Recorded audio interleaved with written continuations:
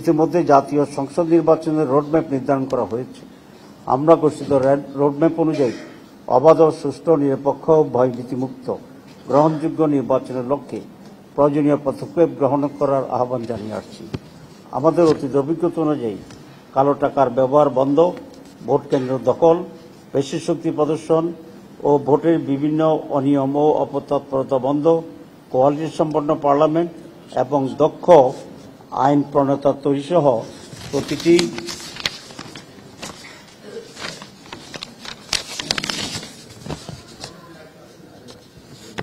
প্রতিটি ভোটারের মূল্যায়নের লক্ষ্যে পিআর পদ্ধতিতে নির্বাচনের জন্য জোর দাবি জানিয়ে আসছি।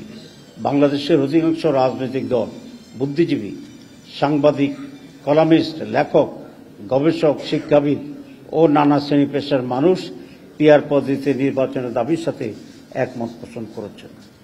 প্রিয় সাংবাদিক বন্ধুগণ, আমরা লক্ষ্য করছি জনগণের দাবিসমূহ কার্যকর করার কোনো পদক্ষেপ গ্রহণ করা হচ্ছে না।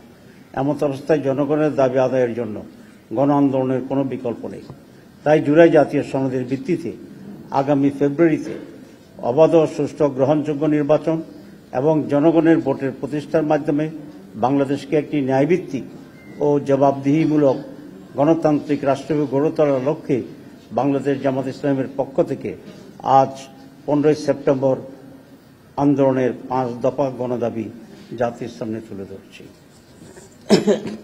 দাবিসমূহ: জুলাই জাতীয় সনদের ভিত্তিতে আগামী ফেব্রুয়ারিতে নির্বাচন আয়োজন করা।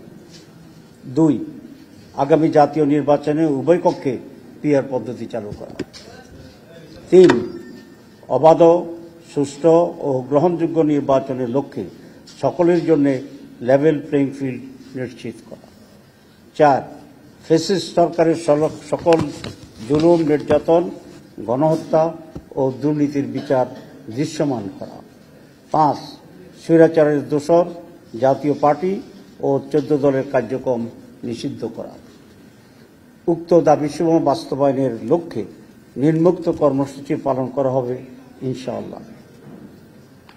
1, 18 সেপ্টেম্বর রাজধানী ঢাকায় সমাবেশ ও বিক্ষোভ মিছিল।